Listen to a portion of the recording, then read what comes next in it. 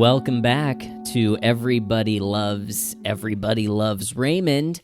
It's a big day for Everybody Loves Raymond, is it not? My name is Adam Rudy, and I'm joined by Alex Shear. Heyo, what's up? And Michael Dormer. Hello. I'm feeling weird today. You're in a mood. You're in a mood. I can already tell. Sorry. I think we're all in a little bit of a mood because today we are welcoming our first ever guest into the Barone Zone, as it were. She is a music industry big wig, or maybe a medium-sized wig at this point with big wig on the horizon. And she is, I thought for an episode where we're dealing really directly with some couples issues, who better to have on as our first guest for this particular episode than the person with whom I am coupled, my very own fiance, Alexa Madison, is joining us today. Hi, Alexa. Hi. Hi. Hello. Thank you for joining us today. Oh my god, thank you. It's so great to finally welcome someone into the Barone Zone, and I am really trying to get that going.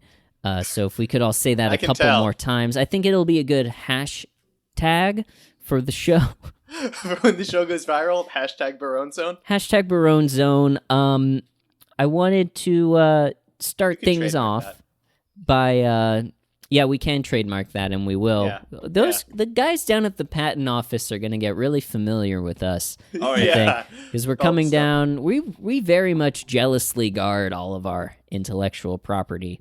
Could Barone be trademarked, like just the last name? Well, Barometer certainly can. Yeah, that's there you go. You know what? That's a good question. But today is not about our intellectual property. It's about our guest. And the first question we have for our guest is the first thing that we asked each other when we started this podcast, and it will be the first thing that we ask all of our guests. When did you meet Ray?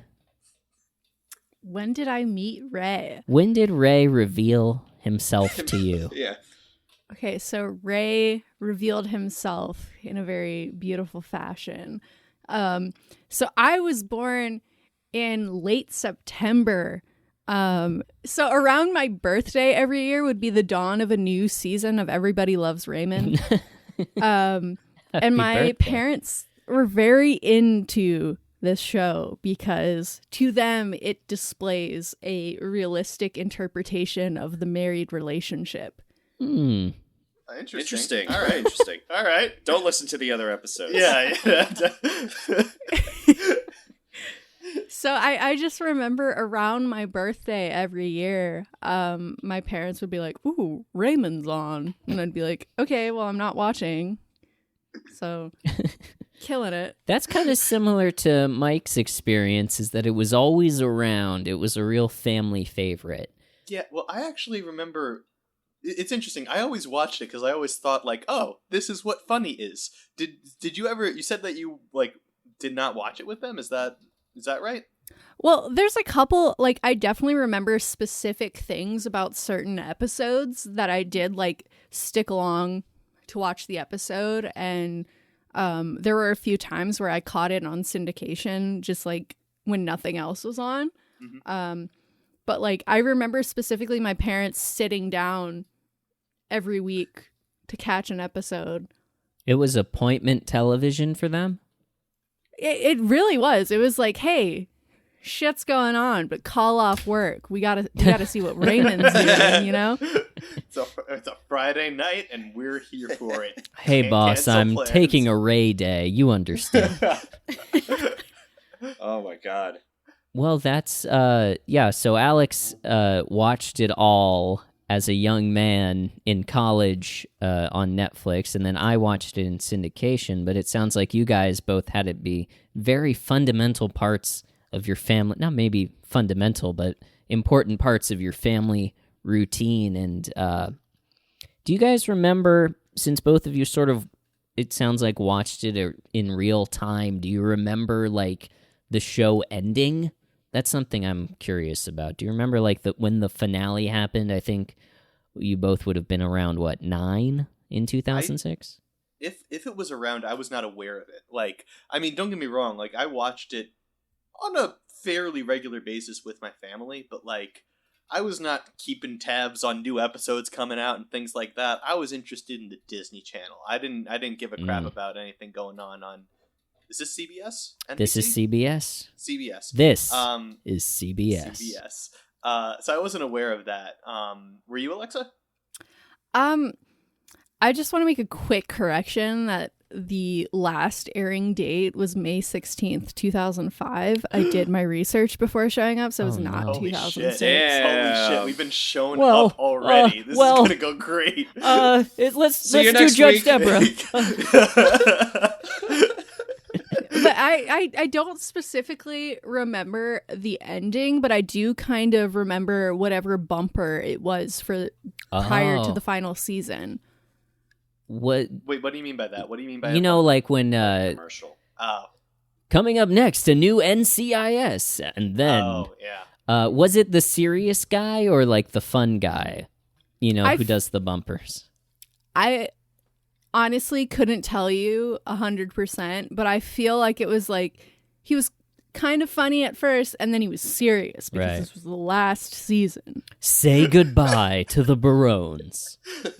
We bring back the candlelit vigil that we pitched on the first episode. It's an empty stage, and a single spotlight is on Ray. He's holding a snow globe of... Why did we have him holding a snow With globe? the 9 candles Oh, for right. the 9 seasons of Everybody Loves Raymond. Raymond.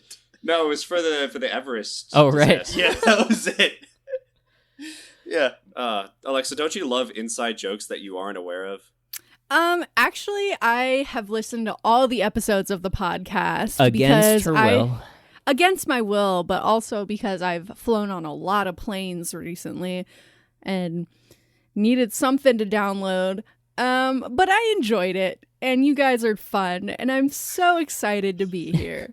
Fair enough. On that note, speaking of excited to be here, I'm excited that you are our first guest, yes, but also the first person to bring a remembrance. This is actually something that you showed me when we first started doing the podcast. You showed me this clip from Pete Holmes called Romano Sings. Do you want to give a little bit of background on this before we play it? I have a bit of vague background. About 13 years ago, this sketch was uploaded to YouTube. I don't know if it predated that, but Pete Holmes and one of his frequent collaborators got together to create something honoring the most recognizable voice in America. This is, I don't know if you guys remember, like, late 90s, early 2000s when those, like, compilation CDs would do commercials. And this is something kind of parroting that. But it just speaks for itself. It's so good. Yeah, I think it does speak for itself. Finally, Let's go the most ahead and recognizable listen to a voice little in bit of it. America sings. I can feel it coming in the air tonight. Ray Romano sings the greatest hits of all time on 2 compact discs. Come, my lady, come, my lady. You're my butterfly, sugar, baby. Romano Sings. Straight up now, tell me, are you really gonna love me forever? And the hits just keep coming. Sweet Caroline. Oh, oh, oh. Oh, oh, oh, oh, oh, oh, oh. Oh, I know her. I wanna take me home. Hey, hey, yo, I don't like your girlfriend. Oh no, I think you need a new one. Hey, yo, I could be your girlfriend. Yeah. Ah. Ah.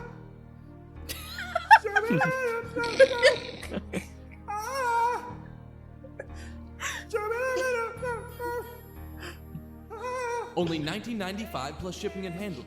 And if you order now, we'll throw in free of charge Romano wraps. His knees are weak, arms are heavy, there's vomit on his sweater.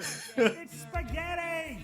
Invite one of America's top singers back into your home. This time on your stereo. Romano Sings. That's fucking amazing. Oh It my really God. is. Sounds like a drunk Kermit the Frog. It's so good. And like, so that was 13 years ago. And then 8 years ago, Pete Holmes gets his own late night talk show and they redo the sketch. And then a year later, Ray Romano is brought on to the show and he does it with him. And it's called Romano Duets. And it is truly fantastic. Oh my God. That's incredible. Do we have...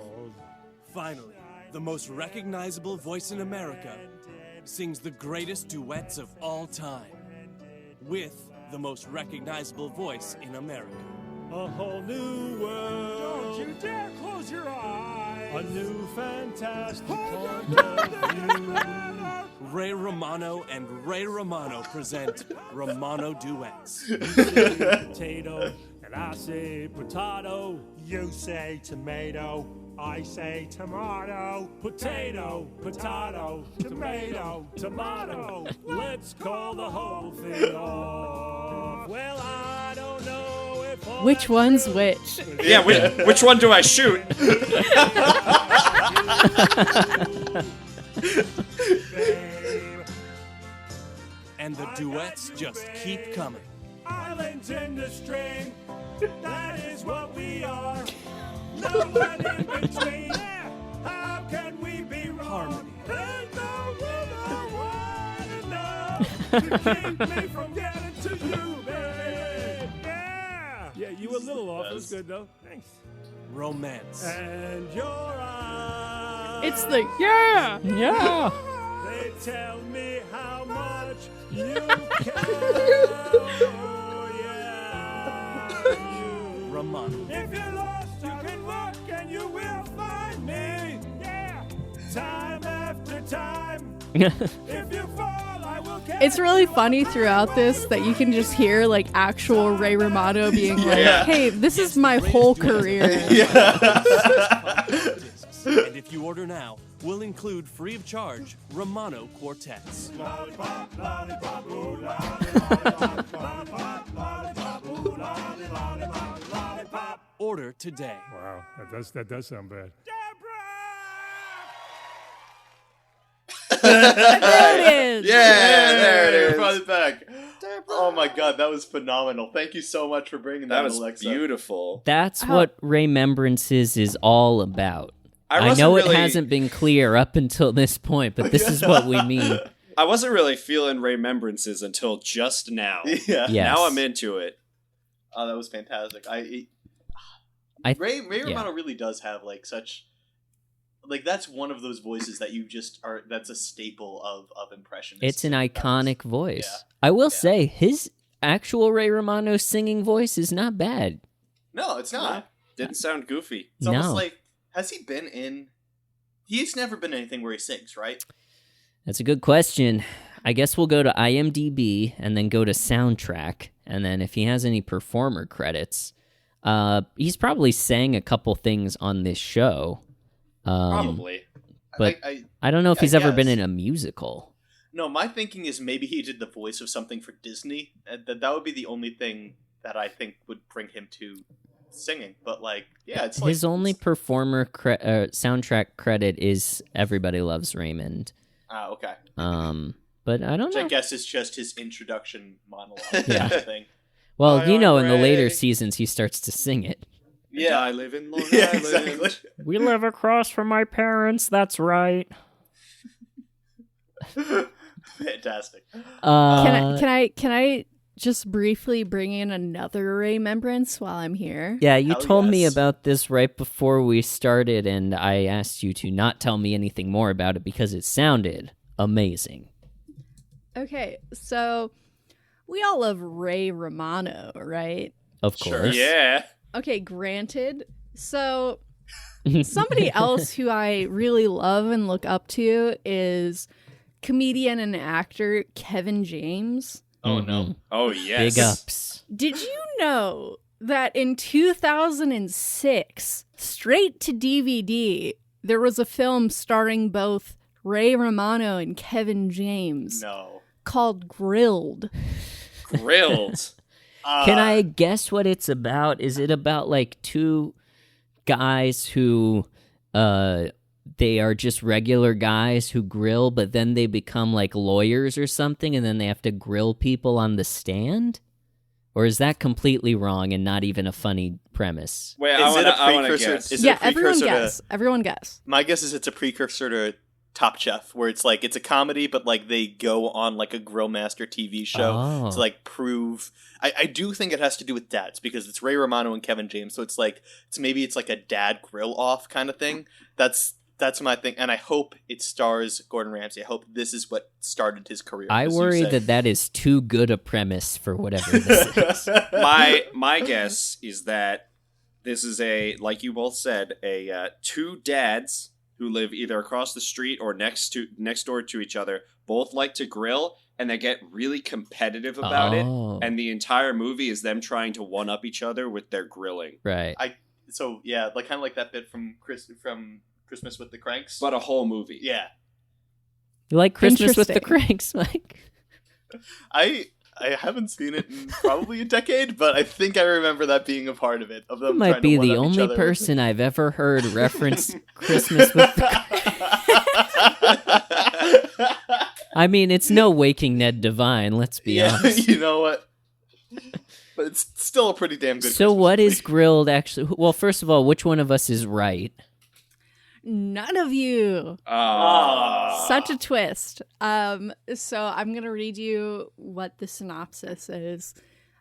So Maurice, played by Romano, and Dave, played by James, are inept door-to-door meat salesmen who need to make a sale to keep their jobs. Whoa. After several unsuccessful attempts, they meet a potential client who leads the guys into a complicated series of events culminating with an encounter with a mafia princess and a deadly mobster.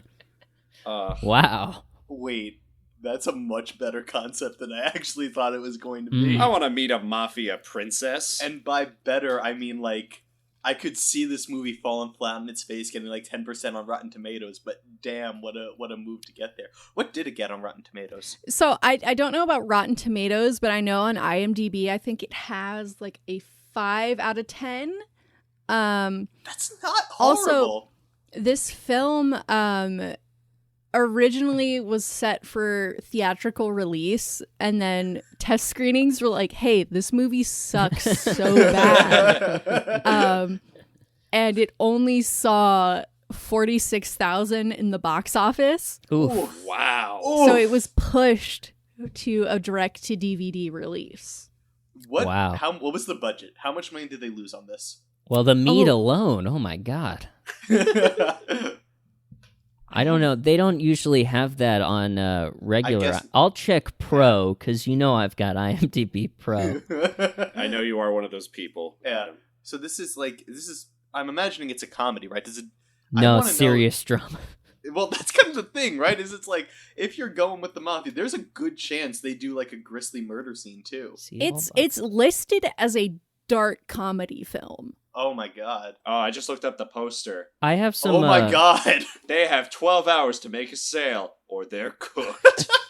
I also just want to, before we, go to the budget, this movie also stars Sofia Vergara. Oh, hell what? As the beautiful mafia princess. But... Oh my god. And I know you guys denounce a lot of things on this show.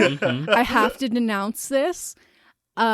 She ends up revealing that she is a trans woman in this film. Jesus, that's some Ace Ventura shit. Oh yeah, it's a little but... Yeah, disavowed. I mean, we're gonna watch it, and we're gonna do a bonus episode about it. But thank you for giving us the heads up. Yeah. I do have to say, I'm looking on Pro, of course, and that $47,000 was only in they only showed it in theaters in the United Arab Emirates. So I forgot to mention. that's important to note. That the UAE came out for grilled, Listen, and say not what in you a will- big way. Say what you will about Ray Romano, but he kills in the UAE. Yeah, they love him. there. Everybody loves Raymond. Everybody Come on. loves Raymond. Emirates loves Raymond. Yeah. I also just want to quickly bring note to this message that Alex sent the chat. Yeah, this was a screenshot. When we Googled grilled movie Ray Romano, this is one of the images that came up. For just this week, I think I'm gonna, for the Everybody Loves Raymond logo, I'm gonna sneakily put Ooh. this in one Yeah, of the put it picture in one of the frames. frames. So if you're listening to this, look at this logo of this episode and try Look to at find it the picture very we're talking closely. about. Yeah. It's in there. Wow. Should we describe it or let people find it on No, their let own? them find it on their own. Yeah, they'll Okay, find it. all right. Let Hopefully I him, don't the forget to listener, do that. find it Yeah. on his own. His own, yeah. Okay, this is great stuff. We're going to have you back for a bonus episode where we talk all things grilled, I All think. things grilled. Yes. Okay, that's a good part to break. So we've heard a lot about Alexa's experience with Everybody Loves Raymond up to this point. But next, after the break, we're going to hear about her experience with this episode, and in fact, all of our thoughts on Season 1, Episode 5 of Everybody Loves Raymond, Look, Don't Touch. We'll be right back. I simply have to tell you about Castos, this week's sponsor.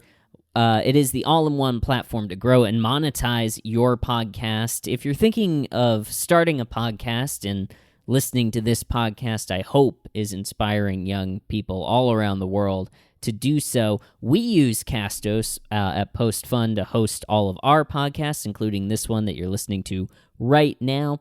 You get unlimited podcasts on every plan. You get to pull data from multiple platforms into one beautiful dashboard. They have automated YouTube republishing and transcriptions, and you can control your brand with customizable podcast websites. So go ahead and automate and simplify your podcast publishing workflow with Castos. Visit postfun.info/ads to support this show and check out Castos. And tell them Raymond sent you. Welcome back to Everybody Loves Raymond. We are going to be talking about Season 1, Episode 5, Look, Don't Touch, today. And what did you guys... we have our guest, Alexa Madison, here, and first impressions to the guest, of course. What did we think about this episode overall, Alexa? You know, I have seen the Reddit response that you received. And, one of the,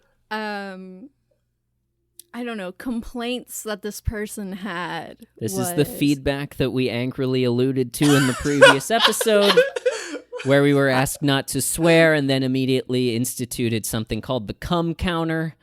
But yes, go on. So what I do remember from this comment was that you guys are young. You don't understand how a wife and a husband talk to each other.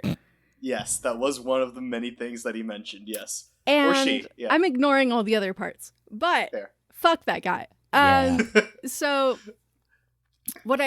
from that, I do feel coming into this episode that I have a unique perspective, not only as a woman, I'm here for you, Deborah. 10 Yeah. out of 10. We're all here for Superstar. Deborah.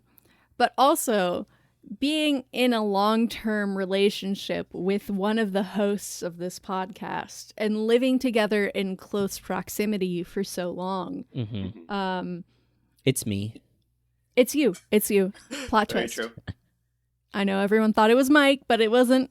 So Thank you're God. wrong.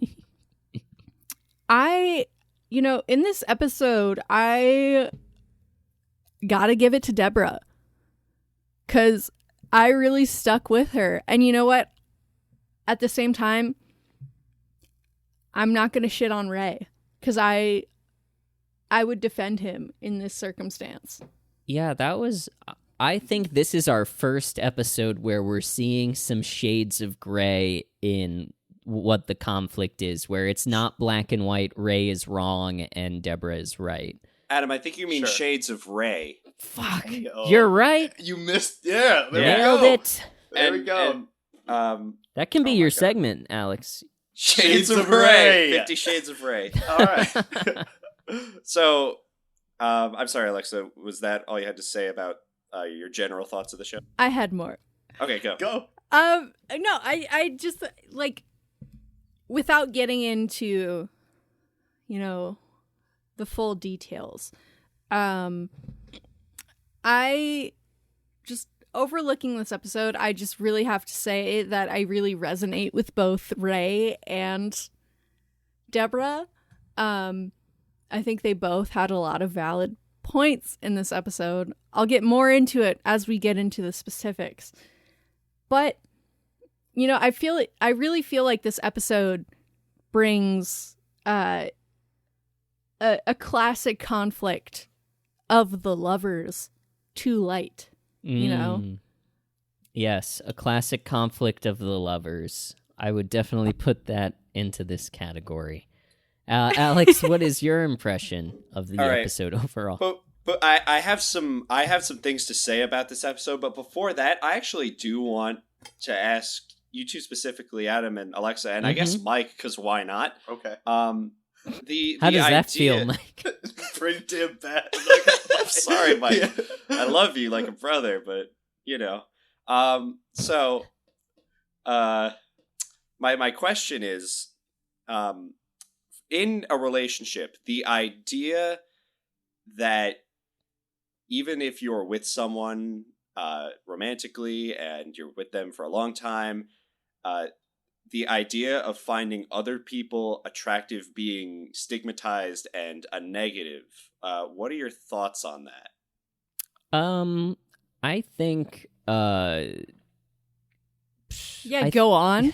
Go on. Should I have not have brought this up? no, I'm just trying to order my thoughts. No pun intended. Strategically. Waitress. Do it. No, I think looking at relationships in the past or how relationships were perceived in the past, I don't think this is something that ever got talked about, and I think that's why it's such a point of conflict for Ray and Deborah in this episode, is they've never been open about finding other people attractive or even, working on establishing the trust that even if somebody else is aesthetically attractive, they're not going to, do anything about it.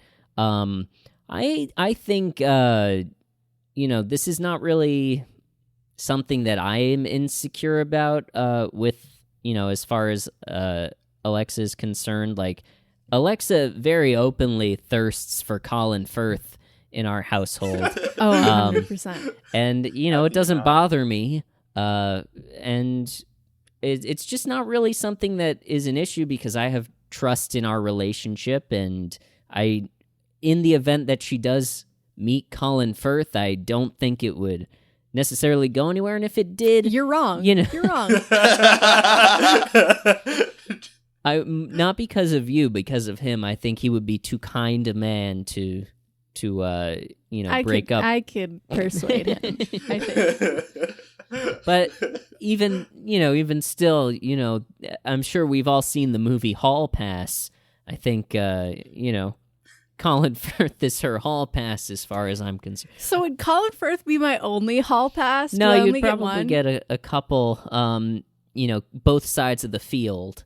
Thank you. As it were. Men and women. But no, I don't think it's something. It's not something that bothers me. I mean, Well, that's my it's- take on it. Like, my take is, it's kind of funny because I'll be like, hey, Taika Waititi, I'm going to climb that like a tree.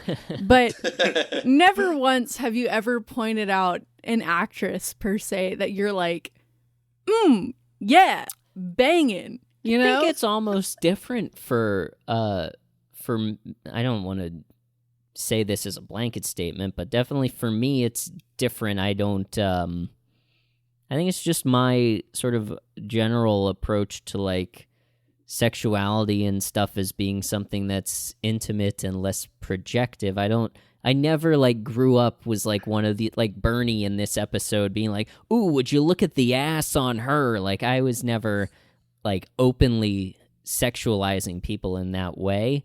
So I don't know if even in our relationship, I don't think that's something that I do or have done or would do generally. You, on the other hand, are openly, like, ooh, Reese Darby. Let me get it's a lot of Kiwis lately. New Zealanders. Yeah. Those guys. 10 out of 10. Ooh! South of the equator. I don't know. I feel like if we put on a Queen Latifah movie, I now don't that's count. a different, that's a whole different territory. Yeah, Queen Latifah, that's more of like, I don't even know how to describe what we have together. Wow. Well, that was informative. Does that answer your question? In a weird way, it certainly does, Adam. Okay. Thank you, Paul. Mike, do you want to chime in, or should I just continue talking? I really can't add to this conversation. Okay.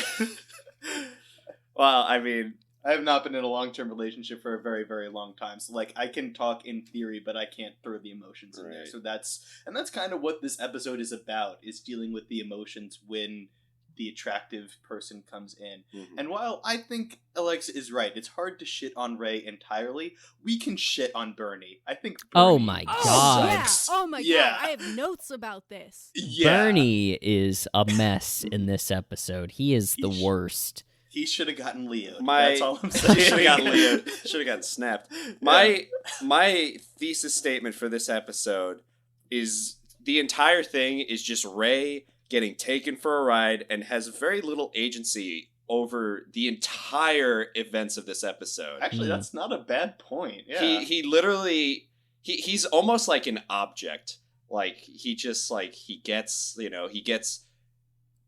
unwillingly close to Angelina. He Yes. then gets Deborah then like gets it out of him by doing the whole sailor thing and like I'm dead like talk, which I do think comes from insecurity of the relationship, that like self-doubt and that concern, and then like from there it does not go well. Like then like Frank and Bernie are like talking to Ray as if he's already cheating on Deborah. Yeah. Like Yeah. back at Nemo's. Nemo's. I also wanted to say this has nothing to do with anything, but before I forget, the waitress in this episode, who is important to it, is named Angelina, and this is absolutely a coincidence because it wasn't open when this episode came out, but one of the premier pizzerias in the town of Limbrook is called Angelina's. So my headcanon is that Angelina quit Nemo's and opened up her own pizzeria in Limbrook. Ooh. After And, all of the harassment she received from Bernie, she said, enough. I'm From going... the entire Barone family, I'm That's going true. to correct you. Yeah. Yeah. Well, but Bernie was the most aggressive for sure, but she was done with being at the bottom of the ladder. She's going to get a loan, open up her own pizzeria, cross over into our real world and become a real person, and then have the most successful pizzeria in Limbrook. Mike looked it up. She disappears after season 3. She is. She goes to I didn't even know Angelina's. she recurred. She does not get Leo'd. This is the last time that we see her in season 1. She appears twice in season 2, and then once in season 3, and then she's gone. So it's very possible that after season 3, something happens there that then she's like, I need to switch realities, and came to Limbrook. And Classic Long Island behavior. Yeah, there Switching you go. realities whenever shit Yeah. gets tough. Yeah. You cowards. So let's start Mike, did we actually get your overall impression on the episode, or do you feel like we... I mean, like, just generally, like, sure, on the one hand, it's an interesting, like, I think we finally get, like, interesting relationship talk between Ray and Deborah. Like, they're both honest at the very end of this episode, they're both very honest for the first time, and I don't feel like either one is trying to get something out of the other one, at least in that last discussion. So I think that's going to be interesting. Overall, holy shit, the way that people treat Angelina in this episode is just Thank you. Atrocious. Just terrible. Yeah. So yeah, that as a whole was just, it was just weird to me that, like, apparently, because we'll get there eventually, but at one point Frank comes in and says, "I'm here to check out the new waitress."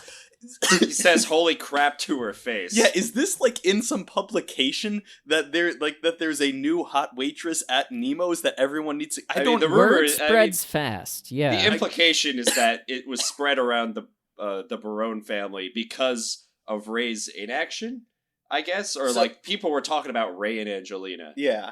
I think from the last episode, we can conclude that Robert was spying on the initial interaction through the window and then reported back to Marie and Frank. It took me a second, but yeah, absolutely. I also wanted to amend a previous statement I said where, like, I referred to Ray as an object in this episode. Angelina is like twice the object. Ray is in this objectified. episode.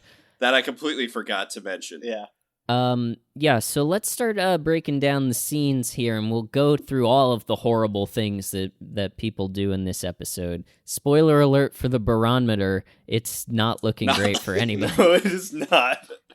So the cold open in this episode is Deborah hears a sound. They're in the bedroom. Deborah hears a sound while they're sleeping and thinks it might be an intruder, and so she asks Ray to go check on it. And Ray is hesitant, and then he eventually starts to go, and Deborah says, "Wait, if there's no intruder, get me a yogurt. And then actually, if there is one, still get me a yogurt." And that is the cold open. And we don't see anything else. We don't know what happened, whether so I think the implication is that Ray murdered a man in cold blood trying to get a yogurt. I think the implication is that this is like all films like out of order, and this is the last scene of Everybody Loves Raymond, and Ray Barone dies. Try just for Deb's yogurt. He's killed by an intruder, and then... So what if the twist was the intruder was Leo? And Ray... this is why Leo is dead, is because he tried to barge into the house to get Ray to go out for pizza, because he had seen the new waitress. Is this why Robert is always packing? Did you know? Man, Limbrick is tough. Then Ray is cornered, but Robert is looking through the window. He bursts in and kills Leo, and then they get rid of the body to cover it up, and then they never speak of it again.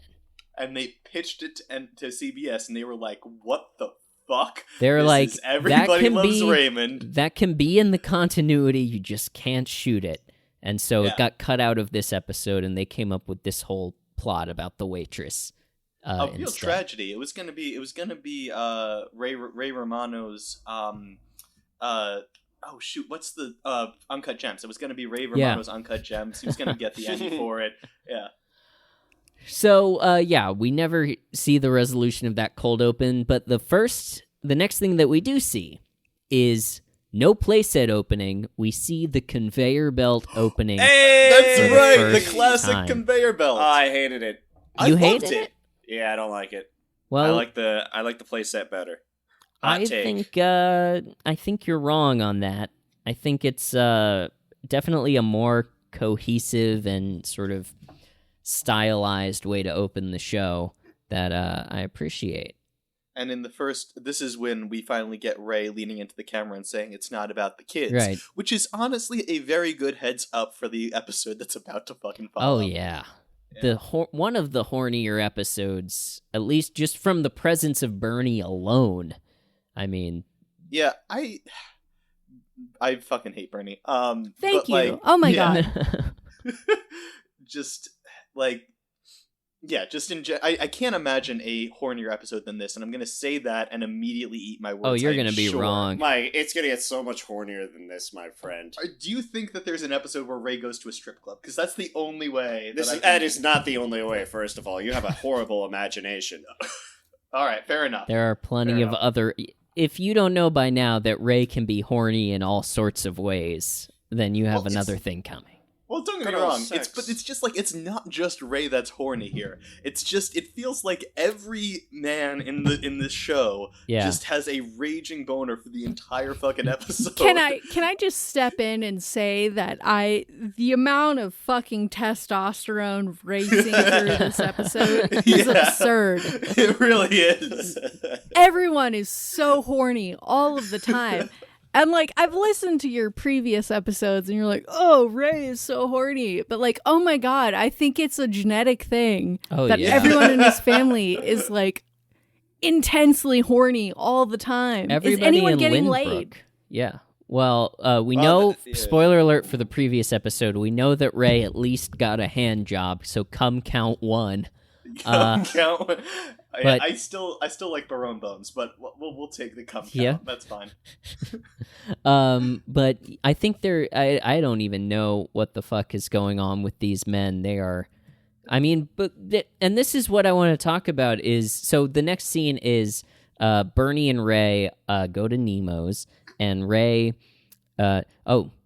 We see Nemo for the first time. We see Nemo for the first time. He is a disgusting man. He's and so gross. He tells Ray, asks him how it's going, and he says something like, "I hate Steinbrenner." And now it's time for your segment, Mike, because we need you to explain to us and to our listeners who Steinbrenner is. I know from Seinfeld. Yes. But I need you to explain who the actual man is, and I'm going to drop your bed and hit the loop button on the soundboard, and here we go. Thank you, Adam. Today we're talking about George Steinbrenner, presumably George Steinbrenner III. George Steinbrenner was the owner of the New York Yankees for the vast majority, or I shouldn't say vast majority, but at least of our lifetime. He owned it up until his death in 2010, so that's who they're talking about here, George Steinbrenner III. Adam was referencing that in the show Seinfeld, he was George Costanza's boss for a little while, and that was really funny. But he is the I'm going to imagine, given how many championships the Yankees won under his ownership, he's probably the most winning owner in at least the modern history of any sport. So I don't know why Nemo is saying Steinbrenner sucks here, because this was aired, 1996, 1997? Yeah. The Yankees won the World Series in 1996, and I think they won it in 98. I'm not 100% sure about 97, but, they were a good team, and he's been regularly willing to spend money on the team. He's been a really good owner. He's got a great culture. To this day, Yankees are not allowed to have facial hair because of Steinbrenner's his culture. He was very obsessed with the culture of a baseball squad. And you think that's a wants to be good thing? professional. I think that, it's clearly works. It clearly, given how the Yankees have won 27 World Series, and I'm a Mets fan. I hate that fact. But the fact of the matter is that apparently it made for a good culture, a very locked-in culture that took the Yankees to the championships. Now, yeah, like I said, I'm not sure why they think Steinbrenner sucks, besides maybe they didn't get a singular free agent that was on the market, but he's been very good about getting the stars, getting the all-stars. The only guy they weren't able to get was Ken Griffey Jr., who said that if the Yankees were the only team left, he would just quit baseball. But yeah, there you go. That is the basics of George Steinbrenner, one of the winningest owners in sports history. Sports guy. That was a really good explanation. Do you think because they don't have mustaches and beards, they're just a little bit faster? They weigh just a little bit less? A little bit more aerodynamic, a little bit probably. more aerodynamic. They can fly through the air and slide onto that base. That's gotta be it. All right. So, thank you, sports guy. So Bernie and Ray are going to go sit at the counter, or Ray wants to go sit at the counter at Nemo's, but Bernie tells him to come sit in the booth. I want to mention Bernie's leopard print cardigan and Thank fun you. shirt. Oh my god. I just have to slide in here. This cardigan is everything. He's This giving. shirt He's combo- serving the gospel according to André in this scene. Is that a reference for anybody? I'm sorry, are we saying the shirt is good or bad? I can't tell. It's so bad it's good. It's a Okay. risk. It's a risk that we applaud him for taking, I think. It fits his character, I would say. Yeah, remember he's a jet ski salesman. We established Yep. that in the We previous established- episode. And he's the owner of Bernie.com, but apparently isn't very good at it. But No, I I- also yeah. have to just like, the cardigan is great, you know, but he's so fucking skeevy. It I is know. so disgusting. I wanted to ask you guys what you think happened between episode 1.2, where Bernie and Linda were practically getting it on at the table in Nemo's, and now, where apparently he's looking around and being like a total sleazebag. So here's the thing. Adam, he could have always been a total sleazebag. I was You gonna don't say know. I think he's always been just a little shit. I think that he was looking around even in that first episode when they were being very affectionate. Because I don't have trust in this man's character. So I don't think that he was. I don't think he was genuinely in a happy relationship ever. You think he's always been this way? I think he's always been this way. That's my take. Well, I'm that sucks. not as quick to dismiss him and Linda not being in a happy relationship. I think the level of thirst he has for Angelina is a little bit of a red flag for Linda and something they should probably talk about. Yeah. But I don't know. I need to see more of them. But also, like, I just have to ask you all, how many times have Ray and Bernie been to Nemo's prior to this episode? Alone? Alone? Alone? Never, I don't think. Yeah. Because they went with Linda and Deborah in the second episode. And the fourth. last episode. And last episode, right? Because So they were talking about the intelligence. Could stuff. you say they have, like, an established relationship with Nemo? Yeah, At the they very least with the restaurant. they're definitely regulars as the four of them, and I think from this like episode we're supposed to assume that like, oh, they go there for lunch every so often, or Yeah, because they were. and they have a usual. Yeah, they were going to sit at the booth, which seems like the normal thing, and then Bernie stopped Ray and told him to go to the booth. Yeah. You mean the counter? Yeah, they were about to sit Yeah, at the sorry, counter, sorry, and then sorry. they went to the booth. Yeah. Okay, so I have three things here. Number one, if they're like regulars at Nemo's, how fucking skeezy is it that they're like, Nemo's niece? You know, like that's Fair so point. fucking weird. Very fair point. Number two, how many fucking times do they go to this place in a week alone? This episode spans 3 days. And Ray- they go to Nemo's 3 times. And that brings me to my third point. My third point is how much fucking how many tomatoes does Ray Romano, or Ray Barone, go through in a single episode of Everybody Loves Raymond? Because we'll get to these and I will point them out as we get to the scenes. But the amount of fucking tomatoes this man consumes is beyond me. What an I'm interesting thing to assuming notice. I assume you're counting pizza as a tomato. Yeah, I'm right? counting Yeah. marinara. And lasagna, yeah. I do want to point out that the initial reason, or at least that Ray goes back to Nemo's the second time, is because he did forget his wallet, which kind of started the whole fiasco. But Yeah, then but- he does eat there. Yeah, they But don't then the have to fucker eat does there. eat pizza. Yeah. The man is addicted to, and I- let's not I- forget in the pilot he left his children to go have a pizza, so he's That's right. He's With kind of Leo. a walking Italian stereotype. I think at a each certain time point. though, he was kind of devil-shouldered to this position by his influential friend. You're saying both pizza Leo is and his Bernie. pizza is like his vice. Like Pizza- where pizza's- pizza goes, bad things follow. Pizza is the pie on the windowsill with that little like smoky hand that waves him over. Yes. I have 2 other things about this opening scene at Mhm. Nemo's. One, nobody ever fucking touches the breadsticks. And eventually we do get somebody touching the breadsticks in that bowl on the table, but nobody touches them.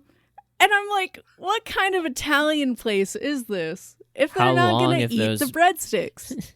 And also, how long have those breadsticks been there? Because you can't imagine that they would toss out perfectly good breadsticks after somebody leaves. Well, no, and I also want to, like, I'm wondering if these are the same breadsticks that have been on the table the entire episode.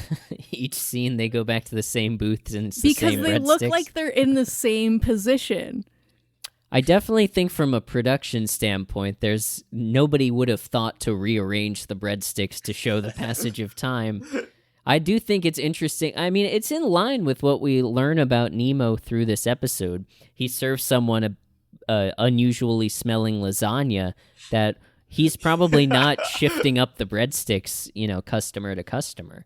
Which I is like, forgot about that bit. That's a real, yeah.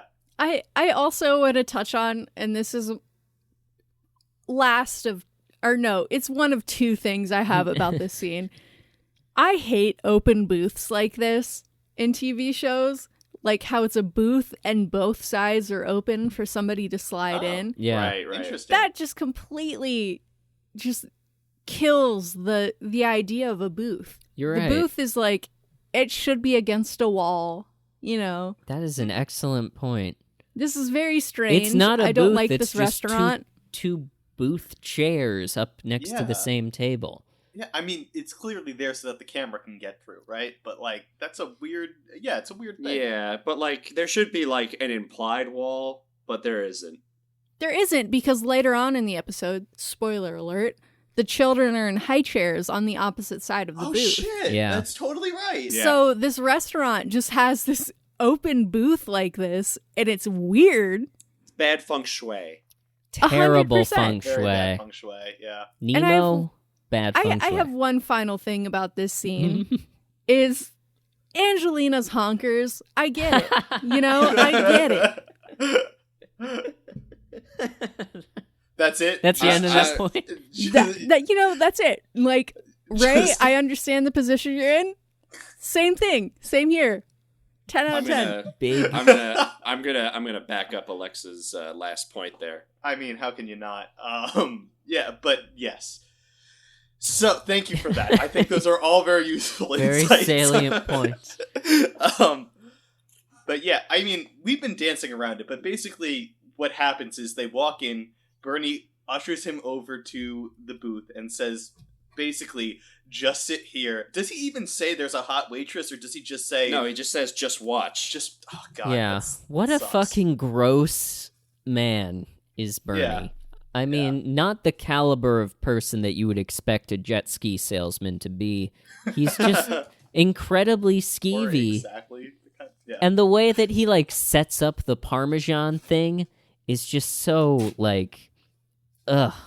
Like, Yeah. just skin-crawlingly gross.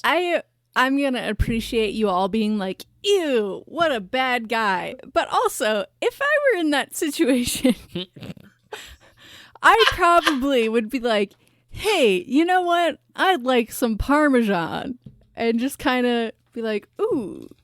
I think what's so skeevy Well, about but it, though, Is that Ray said he does not want the Parmesan cheese? is that, like, Bernie is acting like he's doing Ray a favor. Like, it's No, sort of like... it does it's feel like, very non-consensual. It's like a like 70s stepdad, like, giving his stepson a Playboy or something. Like, it's really like that gross, like, hey, you like that, kid? Like, look at the honkas on her. It's sort of that energy that's, like, really unsettling. Now, if, as we see at the end of the episode, spoiler, Robert is enjoying the Parmesan thing. Yep. That's another great physical, like, comedy. I appreciate that as a callback to the thing. I mean, if we were to look under the surface of that at, like, what it says about Robert, it's unsettling, of course, but, like, as a callback, it's really funny. But yeah, so Bernie calls over Angelina, the new waitress at Nemo's, and is pretty openly flirting with her, and like I actually think Ray takes the right approach for most of this scene of like shutting it down or trying to shut it down, and like not going along with Bernie in this sort of objectification of this woman. I do think he lets the Parmesan thing go on a little too long. I know part of that is the pause for the studio audience to laugh, but if there were no studio audience and he let that go on as long as it did, I'd be like, okay, Ray, you're getting a little baroner about this. Imagine that scene with silence. Yeah. Also, I'll just say, fucking up the pizza. Too much Parmesan on it. That's not the point, but also it's there. Yeah. Good point. Yeah. but yeah, I think like you're right. He does try to shut Bernie down for the most part. I think at one point he says, "Bernie, you're gonna pull a muscle." I thought that was a funny line. That was funny. But yeah, we could sum this scene up with like, ugh. Ray's got to surround himself with better people. Yeah, I wrote that down too, that Bernie is a real creep and a negative influence on Ray in this episode. And I mean, look, I'd have a whole different kind of feeling about this if kind of they were more on the same page and it was less like intense about it. Like if like she just went to get them like breadsticks or drinks, and then Bernie was like, "Waitress is kind of cute," and Ray was like, "Yeah, I see it," and then that was the end of it. Yeah, like that, I wouldn't have like an issue with that, because I think, Mike, you and I have had similar conversations. Yeah, but there will be no there'd be no Parmesan moment. Yeah, exactly. Yeah. It's the like aggressiveness that Bernie brings to it. I think it'd be interesting if there was another way to write this episode where that happens, what you described, Alex, and then Bernie tells Linda that Ray said the waitress is cute, and then that gets back to Deborah, and that's where the conflict comes from. I think that would be a very different episode. Yeah, that would be a different episode. I mean, it would save Bernie, in my view, from being a complete pervert. But are we at the point of disavowing Bernie? I think we can soft disavow. We're not going to go as hard as we disavowed eugenics, but we can definitely say we don't agree with Bernie's behavior in this scene. I don't know if I'd disavow him. He's a crappy dude, but like, you know, I know a lot of crappy people. So that was a bad way to put that, and I'm sorry. Well, anyway, in the next scene, we cut to the living room, and Deborah answers the phone, and it's Angelina calling to say that Ray left his wallet at Nemo's. And I think this is where it gets into, like, Ray is maybe not entirely blameless. Ray's, like, off-the-bat guiltiness about this is, you know, I think Deborah is justified in them being suspicious of, like, what this means for them and their relationship. Because he is, like, off the bat defensive and guilty about, you know, I don't know what it is. And then he later does say that, you know, he felt like he let the Parmesan go on too long, so maybe that's in the back of his mind in this thing. But if he hadn't been all weird about this, it would have been a non-issue, I think, because it wouldn't have given Deborah the impetus to push it further. Yeah, I agree. And yeah, because he acts like there's a whole conspiracy about it too, and it clearly does. Yeah, makes it look like there's a lot more happening than there actually was. Yeah, I will say when they move into the kitchen, we get the callback to the Parmesan where Deborah is doing it, and I thought that was a funny link. I like how the Parmesan is sort of the link through the episode. It sure, yeah, it is. Yeah, I want Parmesan now. So Deborah, yes, go ahead. Can I pop in, because prior to the Parmesan sequence, Deborah is beginning the stages of making dinner, and this woman pulls out a Ziploc bag full of salad. Yeah, and one of the only notes I wrote down for this scene is what a horrible knife technique that Deborah has on this, what I think is a tomato, another tomato in this sequence. It's a big tomato. It was. It's a big fucking tomato, and she's sawing it. She is like full on just fucking going at it. And it's absurd. especially when you consider that this is a woman who apparently has to produce a lot of tomato dishes for this man. Well, and she's following up. She goes, "Oh, we're making lasagna," which is another tomato dish. Double dose of tomato. Well, I mean, I guess you don't have to mince the tomatoes as much when your spouse literally just inhales the tomatoes. When he eats it like an apple. Yeah. I don't know. I was upset just seeing that. I think what Alexa's saying is that Marie has a point. Oh, yeah. And I think that's followed up throughout the series, that Marie trashing Deborah's cooking is actually well-founded. Yeah, apparently her that's cooking does, like, it is confirmed to be not great in later seasons, which is interesting. We'll get to that eventually. I'd like to be brought back for any episode. Any tomato-based cooking. And especially so if she's cooking a tomato-based dish. Yes, you are our tomato correspondent. Thank you so much. We'll just have your voice for like a tomato meter, just counting up every time a tomato comes up. So while they're preparing dinner, Deborah proposes this hypothetical of, so Ray says, if I weren't around, would you sleep with her? And then Ray responds, if you weren't around, I would be a sailor, which I thought was actually pretty funny. Ray is bi. Yes, which means he wants to go... If Deborah weren't around, he would be free to go join the Navy, as the Village People sang about, and sail around the world.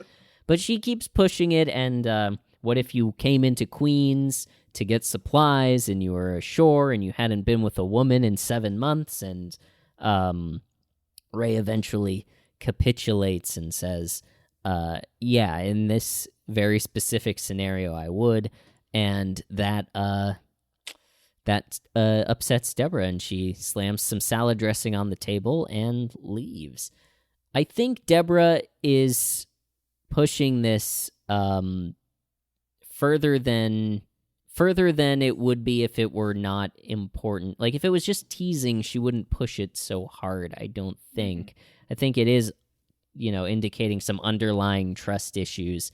I think Ray is really, at first, trying to say the right thing, but I think, pushed to the point of, this specific scenario, he says the wrong thing in the end, and the reason that that's the wrong thing might be because of these underlying issues. But it's a very, normally we can tell very clearly when Ray is in the wrong, but in this one it's not so clear. Like, they're both doing things in this scene that are not optimal moves in terms of inter-partner communication. Right. I will add, just because I thought for me this is the line of the episode where Deborah's proposing that she isn't around anymore, and she says, "Okay, well, imagine it's like It's a Wonderful Life," and then Ray immediately goes back with saying "Oh, well, if you weren't here, it wouldn't be a wonderful life," which is both a clever line, but also I saw it as Ray trying to kind of diffuse this conversation and get out of it because he's concerned. Just to sort of... he doesn't like this game, as he said. No, and that is actually a really, telling... Because it is like a game, but not a, a fun, teasing kind of game. It's like mind games, which is not something we would expect from Deborah, honestly. She's normally been the one who is not manipulative and playing these games. That's some classic Barone behavior, but not from Deborah. I don't think this is manipulative, though. No, it's not manipulative. It's like, I don't know, picking at something. Because I relate 100% to Deborah in this scene. And you know what? I would pull this, and I would 100% have the grudge that she holds. Well, afterwards. So what do you mean by that? Do you mean just could you just elaborate on what you mean by that? So, let's say Adam... Yeah. Here we go, yay! somehow encountered a beautiful woman. And I would be like, hey, I just want to know, if I wasn't around, would you smash that? No. I would say no, and then I would just keep saying no. Yeah, regardless but of what truthfully, regardless of your moral whatever, because for your own pride, you're going to be like, no, I wouldn't do that. But I'd be like, hey, if I wasn't in the picture and you encountered this woman. Well, the would good you thing hit about that? our relationship is I could then turn around and ask you the same question about Because the same I would say woman. yes. I would smash that if you weren't around. And then once you said yes, then I would say yes, and then we'd be on even playing field, and neither of us could be mad at each Well, other. why couldn't you say yes first? Because I don't want to make you upset. I wouldn't be upset.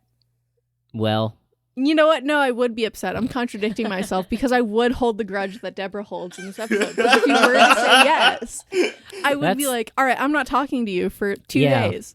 that's the thing is like I know you well enough to know that I would have to wait for you to say it first. Well, I don't like that. I would I don't think it would be the issue that it is for them, for us, though, because we are, communicative and we trust each other. Whereas I think Ray and Deborah, not so much.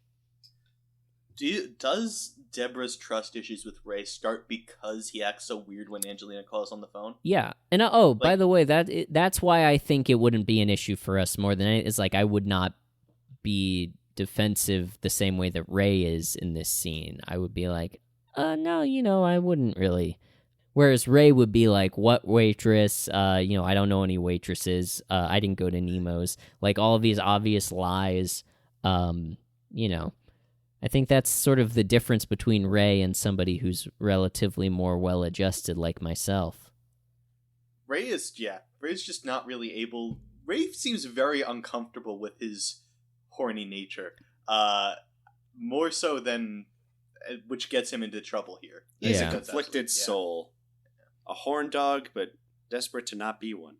Exactly. I think it's just, he acts so guilty that's what prompts Deborah to sort of hold a grudge about it, because clearly there's something there if he's being so defensive about it.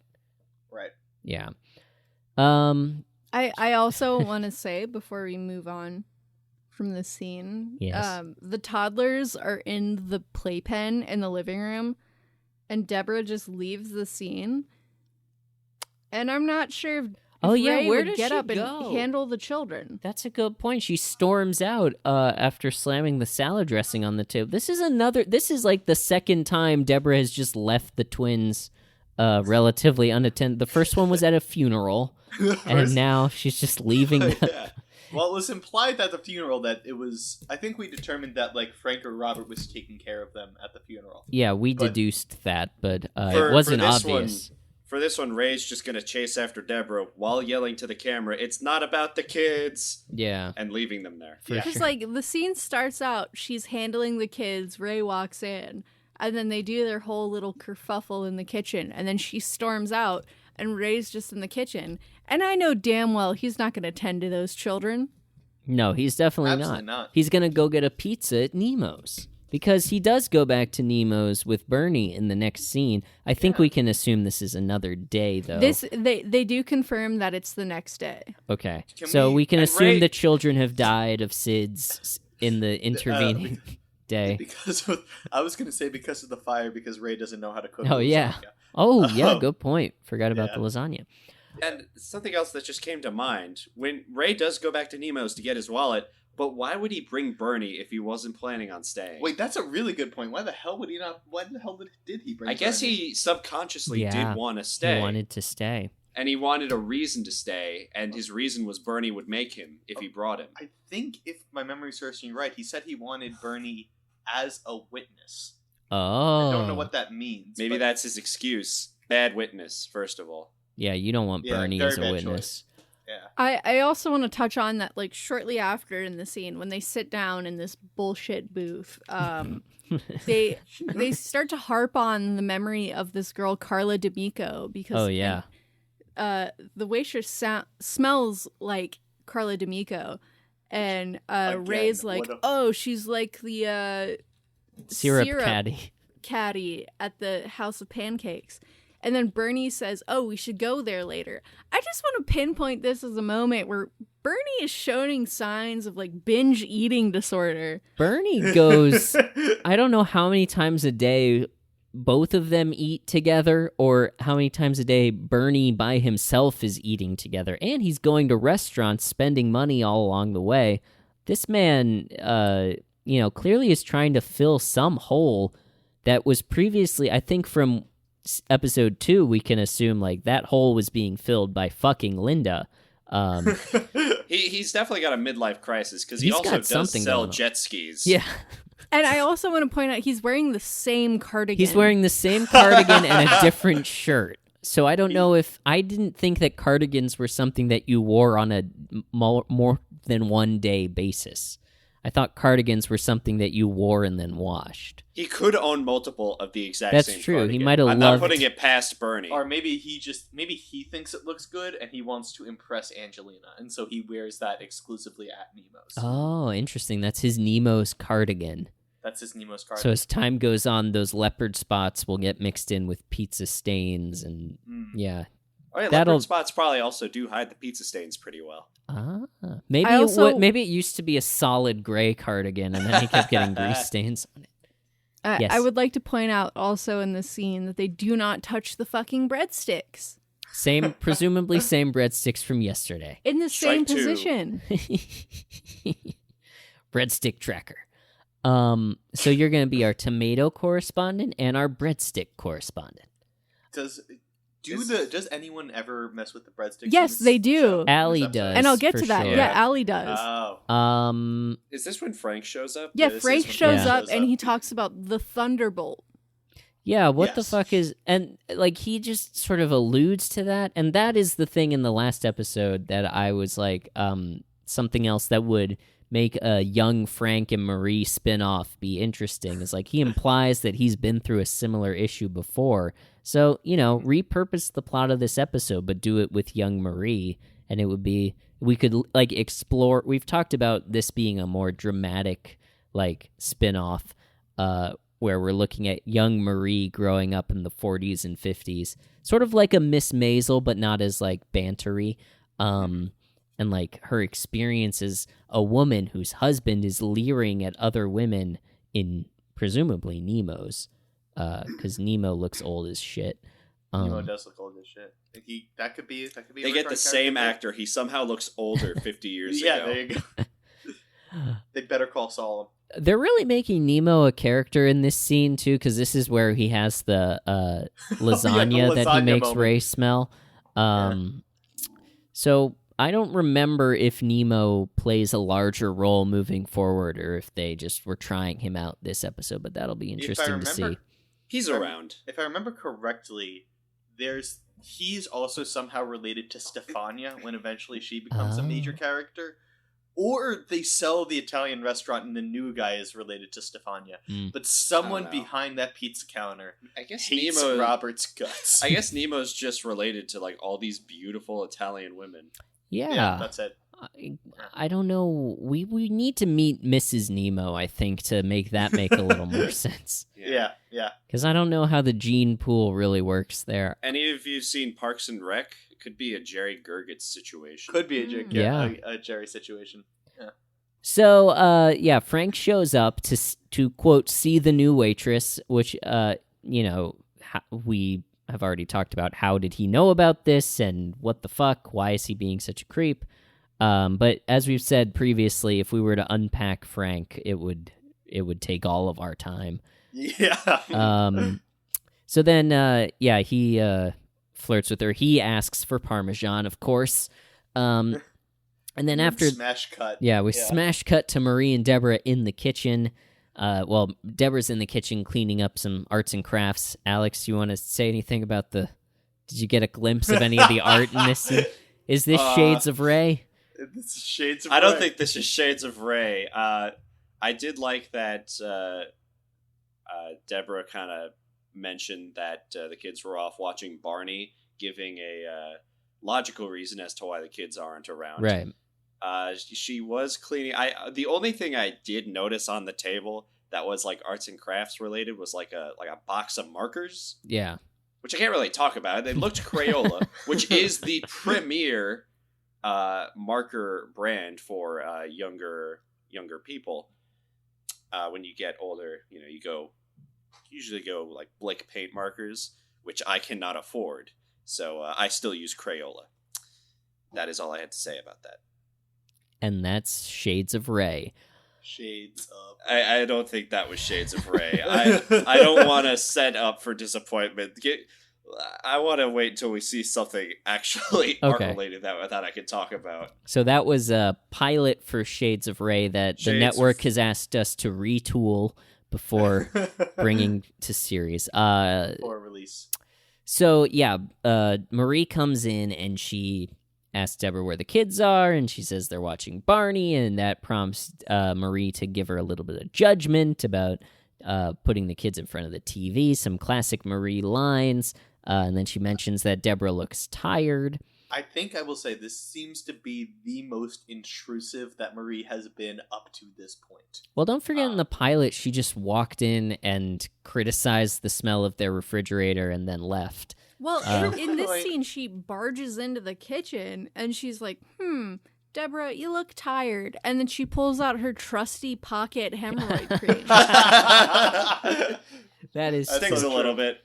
And by the way, Alexa and I just saw this Preparation H tip delivered by Michael Caine because we watched Miss Congeniality the other night. So I was like, I'm seeing this everywhere. It's a real is this thing. An actual tip? Yes. So apparently, according to Michael Caine's character in Miss Congeniality, it does work on under-eye wrinkles. Huh. Wow. Yeah. I don't know what to do with this information. Yeah, This goes in line with my shampoo tip from the last episode, but it's not really mine because it's also Marie's. I guess my tip here is watch Miss Congeniality. It's the moral of this. So anyway, Marie has heard about the waitress, and that's what prompts her to give Deborah these tips on keeping up her appearance. I think it's, this is just the power of the Barone rumor mill that it gets back to Marie. And it's interesting how everyone has their own takes on it. Frank, obviously, this gets him going and activates his Baroner, and he heads down to get some Parmesan for himself. Marie, of course, reads it as something is wrong with Deborah. And then Robert comes in, and his thing is, of course, like judgment about Ray. I think Robert coming in and, so Frank and Robert then show up, and Frank asks Marie to come back and cook them something, which, again, we're not going to touch Frank's problematic moments in this, but chalk that one up on the board. But then Robert picks up the Preparation H and taps it to his chin. Of course, and Marie says, that's not for you, dear, that's for Deborah. I thought Robert's, sorry expression was really funny. It was great. Like, he has been through that experience. He can empathize. And empathizes greatly. I do actually have a question. Do we ever get confirmation as to how Marie and Robert and Frank learn about this new waitress and her quote-unquote relationship with Ray? We really don't. I don't think there's ever any... Because the way that Deborah finds out about the waitress, the only people there are Ray and Deborah and the kids. Right. So the only thing that I can imagine is, I don't know, maybe Bernie has a relationship with Frank or Robert outside of his relationship with Ray. Right. So maybe Bernie thing. tells them. But okay, that's possible. Or it's just been going around town that there's a hot new waitress at Nemo's. And she likes the sports writer. And then Frank came to check her out on coincidence and then found out about the relationship. Right. Or what's happening with Ray. That's possible. Oh, yeah, that makes sense. Yeah. So, just been on I think what's happening in this scene is all three of the Barones really plant doubts in Deborah's mind. So whereas previously, she was upset that Ray was being weird about it, but now she might think that there's actually something to be concerned about here because of Marie's meddling and Frank and Robert kind of poking at that. So then when Ray comes home, she basically announces that they're going to go to Nemo's so that she can see this for herself. And that brings us into the next scene. Mm-hmm. Our third time at Nemo's, Ray's third time at Nemo's in as many days. So at first, Ray tries to have Susie, the waitress, who we met in episode 2, wait on them, but she passes them off to Angelina after seeing that they brought the kids. And Ray immediately, last episode we pointed out how quickly he melted down when presented with shapes. He pretty quickly melts down here as well, and immediately sticks his foot in his mouth. The only word I wrote down for this entire scene was milk. I wrote down horny. So together, we have horny and milk so far. Mike, what word did you write down? I actually did not write down. Just a general cringy feeling was kind of my impression walking away from All this. right, cringy, horny milk. Cringy. And I have Bad the name. quote, "She's my great big lady." Oh my god. I also That wrote was that rough. down. Yeah, that was rough. Yeah, just like Ray. So first of all, Ray begs the other waitress to wait on them, which we saw in a previous episode. This woman walking in serving pizza with a lit cigarette in her mouth. So not sure that was a great healthy option, but she immediately bails out when she sees the kids there, which I'm sure is relatable. Maybe she was being responsible and didn't want to smoke in front of the kids. Yeah, No, that's she true. just. I took it as she didn't want to deal with kids running around and. No, But same. I also, have to cut you off there because, what a shitty judgment on her part, because these are the most behaved children Oh at my a God, restaurant yeah. I've ever seen. Yeah, And- good point. It's not like they're gonna be all over because as we see, Deborah has their order like right out of the gate, no even looking at the menu or anything. She's super efficient with it. She so- says 3 milks, root beer, something to drink for him, and a large cheese pizza. and a but- salad. And a salad for her. But Tomatoes. also, with presumably tomatoes in it. in a Double bag. tomato dish on this end. But I also want to point out that in this scene, Allie, unprompted, fucking eats the breadsticks. Right. She eats the stale 3+ day old breakfast.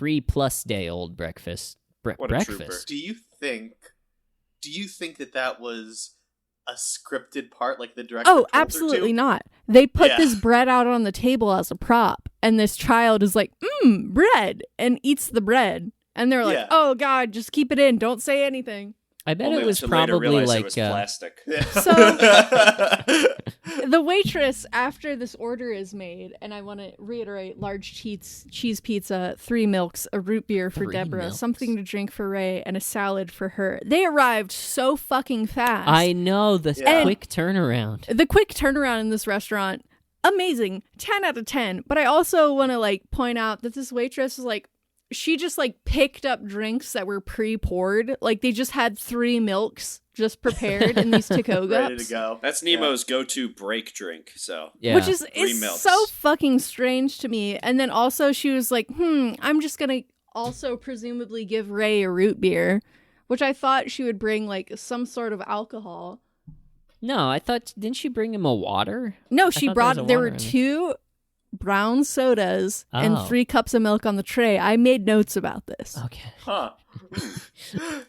Well, I guess it wasn't specified. Just something to drink for this guy. Yeah. Also, more breadsticks, if I remember correctly. Yes, there Yeah. was another tray on the final tray. It had Like all this- of these things, sans the pizza and salad, but no, also the salad is on there because Ray. Oh yes, the puts salad is on there. So the but salad was drinks, just ready. yeah. off So to the the salad side. was just there. The drinks are there, and then there was another thing of breadsticks. Maybe Nemo was like, this fucking kid ruined my display. I gotta put another one out. And I'd also like to point out, obviously, so we're 3 days into this episode, and she's still a new waitress. What kind of fucking waitress hands off a tray of food to a customer and then She's walks also- away? She's was gonna be my holding note. the foldy thing that holds up the tray on her And arm. there were empty tables everywhere. There were solutions. Yeah. There I was mean, no solutions. need for Ray to help.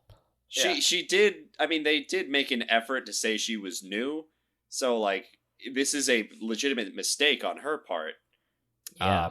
But it did lead to what was to follow. Which Which, is, I mean, yeah, Ray got the ice cream last time, so it's only fair. for Deborah to get 3 milks to the Which- face. Milky, milky, milky. Ew. But the line that prompted this was, she was like, "Oh, you like Parmesan? What the fuck was she gonna put Parmesan on? The root beer? The pizza The wasn't salad? there yet. I don't know. Yeah. Maybe just have it That at the wasn't table, his. but The they salad like was it. That's a great fresh. point. Yeah, the salad was for Deborah. It I wasn't think- even for him. Maybe she does have a crush on Ray. Ooh. Maybe she's getting flustered, and that's why she wants him to hold the tray so she can But get up on him. I also, I don't think she had a crush on him. I've also been a female waitress in a position where I'm presuming that Bernie and Ray have, in the 2 times they've been there, and also Frank, have tipped very well. Ah, yes. Mhm. So it's like, I'm like, oh, he's back again, and he's in my section. I'm gonna play up, Yeah. No, you're okay. So That's you're probably what definitely it right. is, yeah. That's Yeah, yeah, yeah. 100% what it is. But yeah, it is. I don't know. It still bothers me that there wasn't any Parmesan, anything to put the Parmesan on.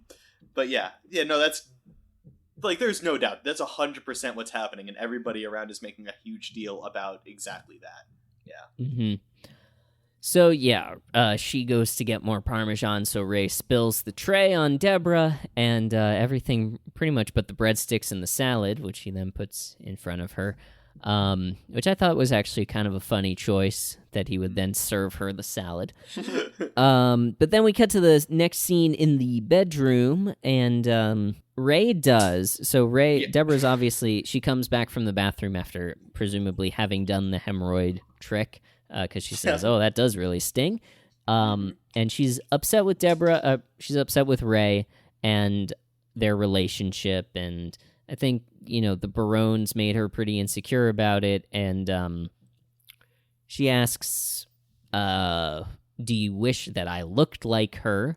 And he says, "No, because then I couldn't tell you apart."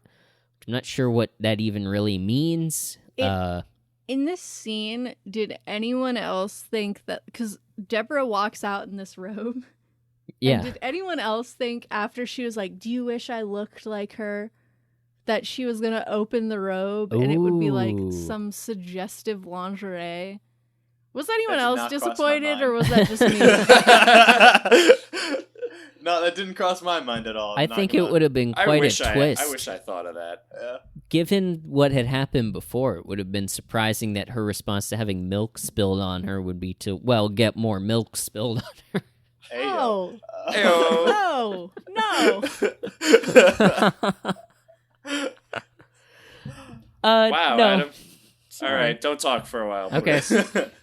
Well, I do want to mention that the rubber band trick that he does to sort of, get her back on his side, or to cheer her up, is from his stand-up. I can't remember if it's from the Letterman thing that we watched. I think that was his big closer from the Letterman thing.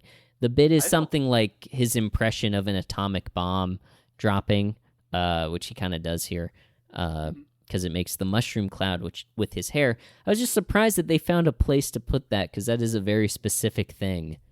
Yeah. But it actually is. kind of makes sense in this scene. It's very specific, but I found it to be a very realistic pillow talk moment. Yeah. Mhm. And that's He's- something that we would pull, be like, "Hey, look at this." Yeah. And we'd do some dumb shit like that. To be silly, to endear yourself to your partner is definitely real. So I think it was a really good use of that. And it's something that he could do anyway. So, more power to him. Yeah. And so Uh, I thought that after that moment where he kind of opened her up with the joke, they start to have this conversation of just where it felt like an honest moment between the two characters where Deborah was honest and just I'm not looking around isn't a big deal. You expect me to just ignore that? And I don't know. I thought that was, like I said, one of the few moments in this show so far where at the very least they were honest with each other. So I thought that was an interesting and I thought it was a good moment. yeah. I think they were so close to resolving this conflict, but when Ray turns it around on Deborah, I feel like his approach is like a little more accusatory and like a little more hostile, like, I don't know, a little more like... I don't think it was hostile yeah. at all, because he turns it around and he goes, okay, what if I were gone and you were a sailor? Yeah, maybe hostile is the wrong word. And she goes, Chuck Wilson. But then I have to follow this up with, oh my God, what a shitty man Ray is. I because know. he's like, oh, Chuck Wilson's a fatty. No fatties, no uggos. Like, This is Dunks. Yeah. This is the second time Ray has displayed some flagrant, like, body shaming and he's a catty fatphobia. bitch. Yeah. I was with Ray this whole episode, and then he lost me right at the end. I did not like this last And then part. they don't even really resolve that. They just sort of leave it at like, okay, we both look at other people, let's go to sleep. There's no like real discussion about like, you know, it doesn't matter who you look at as long as you're not trying to fuck them or whatever. Like, it's just like, okay, I guess men and women look at other people, and then it's just over and they go to sleep. Mm-hmm. So that takes us to our hot close, which is where... Which is just, I'm gonna just flat out say, it's just Robert edging with the cheese. And I just have to pose a question. Does, like, in this circumstance where Robert is obviously in this situation to get off because he heard, oh, this waitress has got some fat mommy milkers. Does this she's making the cheese? Does this create some sort of like Pavlovian reaction so Parmesan makes him rock hard? Uh-oh. I hope so. Let's look out we'll for that have in to the keep future. an eye on that, and we'll have you back on if it does happen again. Yeah. It's so weird. Like, what a fucking...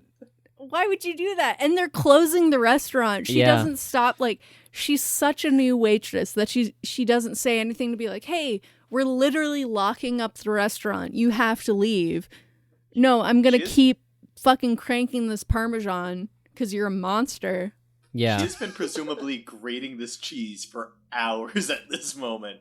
And multiple blocks, too, because you don't get that high a pile just from one block of parm, let me tell you. No. And you would know. I would know. But it's just, you know, it's a funny callback, but God, what a sad man is Robert. I mean... Yeah. And this is like, if you like put it into a realistic context, this is such like a gross predatory thing to do. I don't really, you know, I was going to say I don't want to look under the table, but I definitely don't want to look under the table, especially after he says when.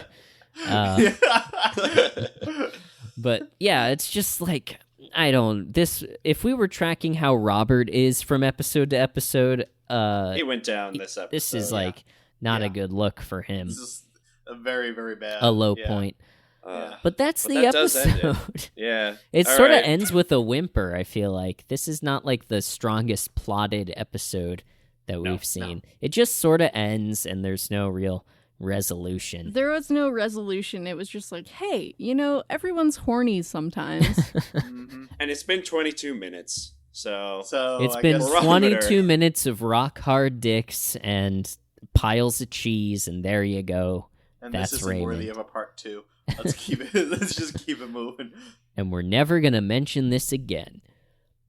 So at the end of every episode, we like to evaluate Ray's performance on what we call the barometer, and this is a 1 to 10 scale, with 10 being the great dads of sitcom history, your Uncle Phils and your Danny Tanners, and 1 being the terrible fathers of film and TV history, your Don Drapers and your Walter Whites, these men who actively harm their families.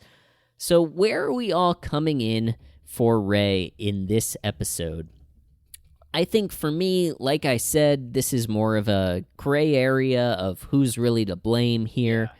My inclination is to say, you know, nobody got hurt. I think Ray did some, you know, made some questionable moves here, but he didn't cheat on Deborah. I think he did he let the Parmesan go on too long, but everything else is really just him being, awkward and putting his foot in his mouth.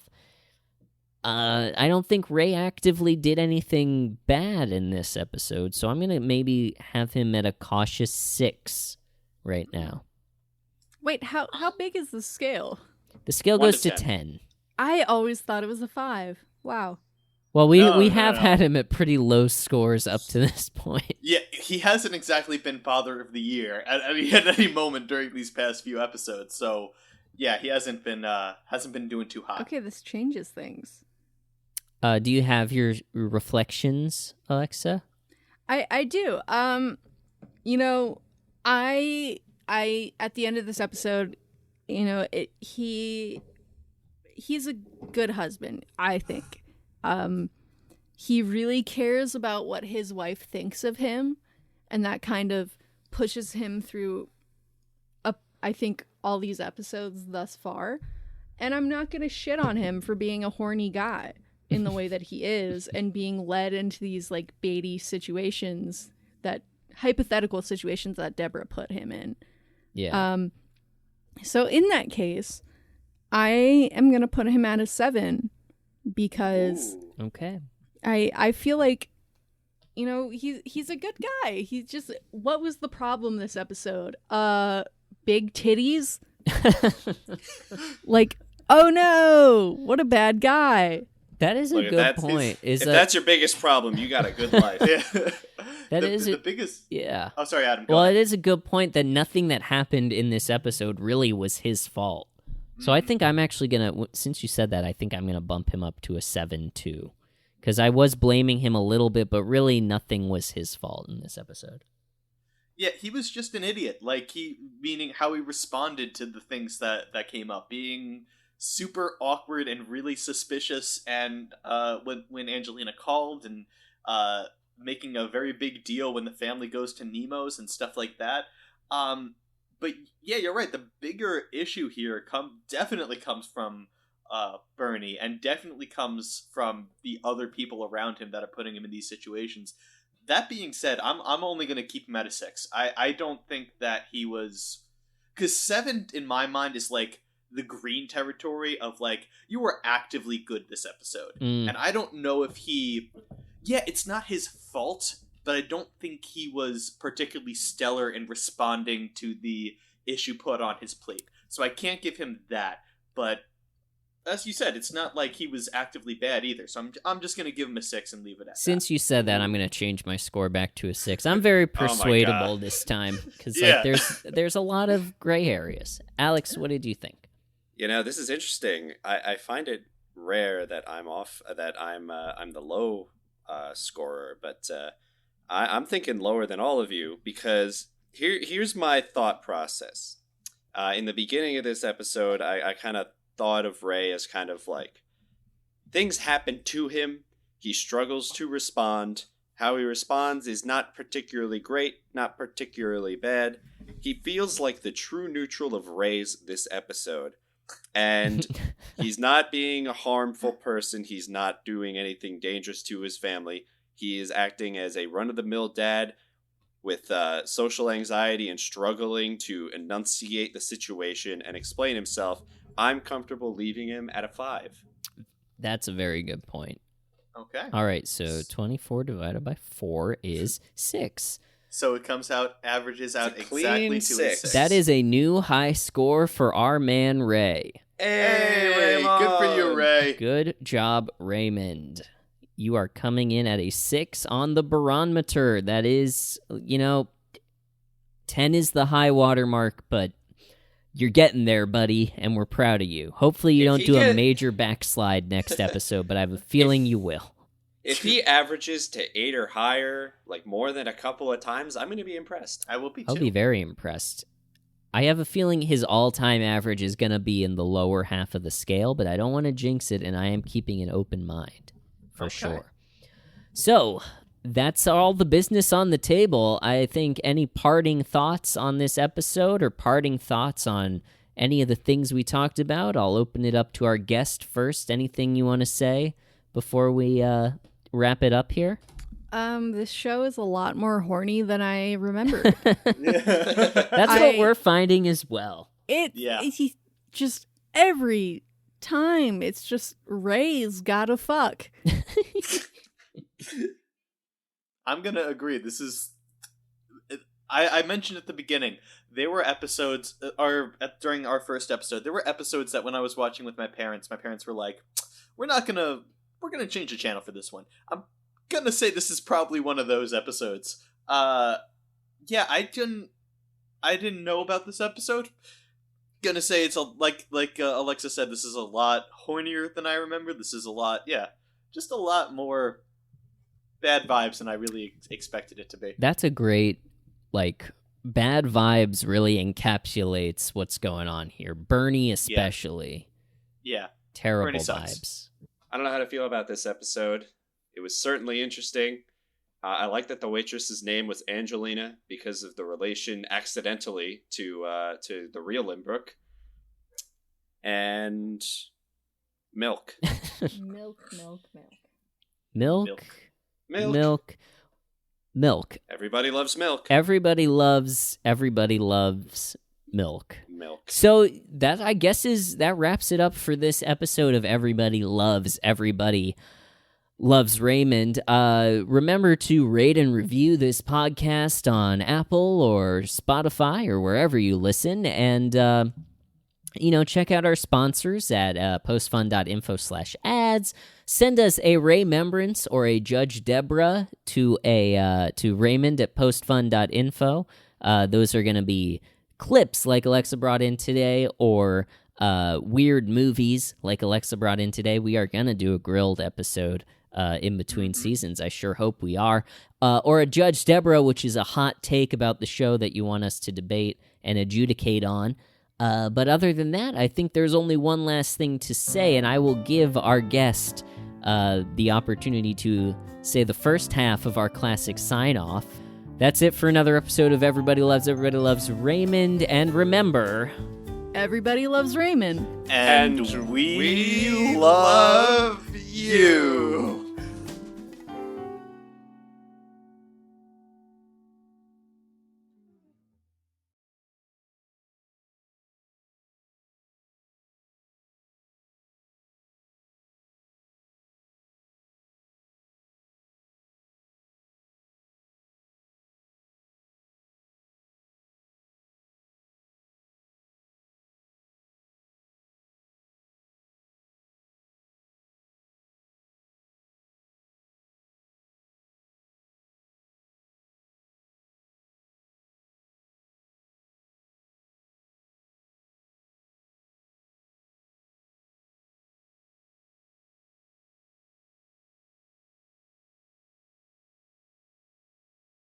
And we love